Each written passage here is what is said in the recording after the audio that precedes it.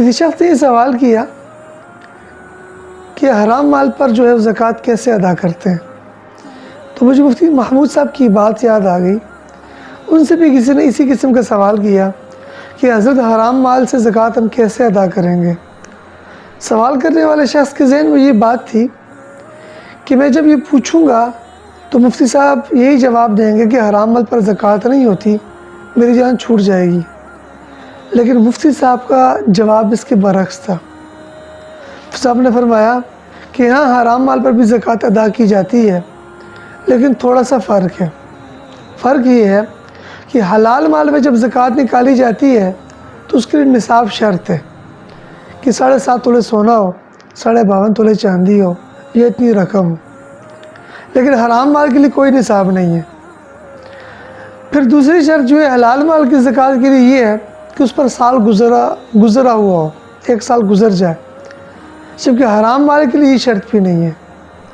اور پھر فرمایا کہ تیسری شرط جو حلال مال کے لیے زکوٰۃ نکالنے کی ہوتی ہے وہ یہ ہے کہ وہ 2.5% زکوٰۃ نکالے گا اپنے مال کی، جبکہ حرام مال میں یہ شرط بھی نہیں ہے۔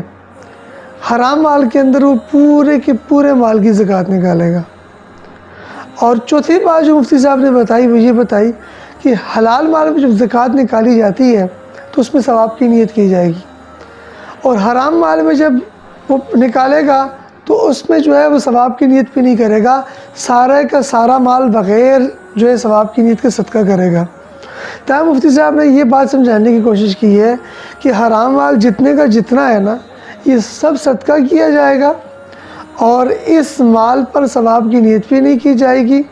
لہٰذا جو لوگ یہ سمجھتے ہیں کہ ہم حرام کما کے زکوٰۃ نہیں ادا کریں گے، تو ان کے لیے میں یہاں پر یہ نصیحت کرنا چاہوں گا کہ یہ حرام مال قیامت کے دن گلی کی توق بنے گا۔ لہذا سارے کا سارا مال جو ہے وہ اللہ کی راہ میں دے دے بغیر ثواب کی نیت کے۔ دنیا کے اندر تو اس کو وہ یہ نقصان محسوس ہوگا، لیکن اللہ پاک اس کی دنیا بھی بنائیں گے، اللہ پاک اس کی آخرت بھی بنائیں گے۔ اللہ پاک ہم سب کو عمل کی توفیق عطا فرمائے۔ وما علینا الا البلاغ المبین۔ مرنے سے پہلے ایک ایسا کام کر جائیں، اللہ نبی کی باتوں کو عام کر جائیں۔ آئیں آپ بھی اس ٹیم کا حصہ بنیں، ہمارے چینل کو لائک کریں، سبسکرائب کریں، کمنٹ کریں، شیئر کریں اور بیل آئیکن کو ضرور دبائیے گا۔ جزاکم اللہ خیرا کثیرا۔